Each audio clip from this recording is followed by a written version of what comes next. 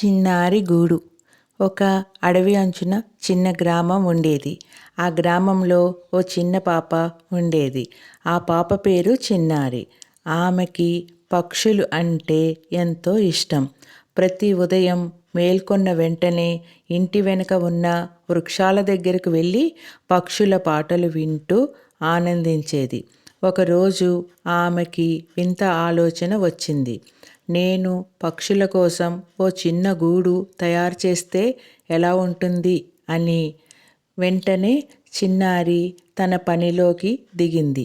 తాటి చిప్పలు, మేకల గడ్డి, కంచెలు ఇలా దొరికిన అన్ని వస్తువులతో అందమైన గూడు నిర్మించింది. దానిని ఒక పెద్ద చెట్టు కొమ్మకు కట్టింది. కొద్ది రోజులకి 2 ముద్దైన మైనా పక్షులు ఆ గూడు చూసి ఆశ్చర్యపోయాయి. అవి ఆ గూడులో ఉండాలి అనుకున్నాయి. వెంటనే అవి ఆ గూడులోకి చేరిపోయాయి. చిన్నారి అలా పక్షులకి స్నేహితురాలు అయిపోయింది. ప్రతిరోజు వాటికి ధాన్యం వేయటం, నీళ్లు పట్టటం చేసేది. పక్షులు కూడా చిన్నారిని బాగా ఇష్టపడేవి. ఒకరోజు ఆ గ్రామానికి పెద్ద వర్షం వచ్చింది. తుఫాను గాలి బలంగా వీచాయి. చెట్ల కొమ్మలు విరిగిపోయాయి. గూడు పడిపోయింది. చిన్నారి ఎంతో బాధపడింది.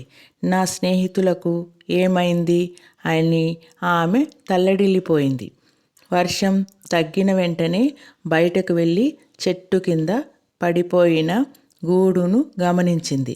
కానీ ఆశ్చర్యంగా ఏమైందో తెలుసా? ఆ 2 పక్షులు అక్కడే పడిపోయిన గూడులో నిలబడి చిన్నారిని చూసి చెబుతున్నట్లు కనిపించాయి. మేము బాగున్నాము, నీ ప్రేమకు కృతజ్ఞులం అని. ఆ మాటలు చిన్నారి హృదయాన్ని తాకాయి.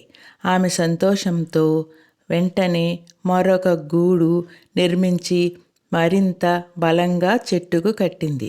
అప్పటి నుంచి ఆ చెట్టు పక్షుల గూడుగా ప్రసిద్ధి చెందింది.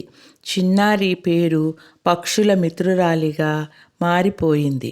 చిన్నారిని వాళ్ళ తాతగారు పిలిచి, ఎంత గొప్ప పని చేశావు అమ్మా, నీలాంటి మంచితనం మా పెద్దవాళ్లకు కూడా వస్తే ప్రపంచం ఎంత అందంగా మారిపోతుందో అని ప్రశంసించాడు. అర్థమైందా మిత్రులారా? ప్రేమతో చేసిన చిన్న పనులు కూడా ప్రపంచంలో మార్పు తీసుకురాగలవు.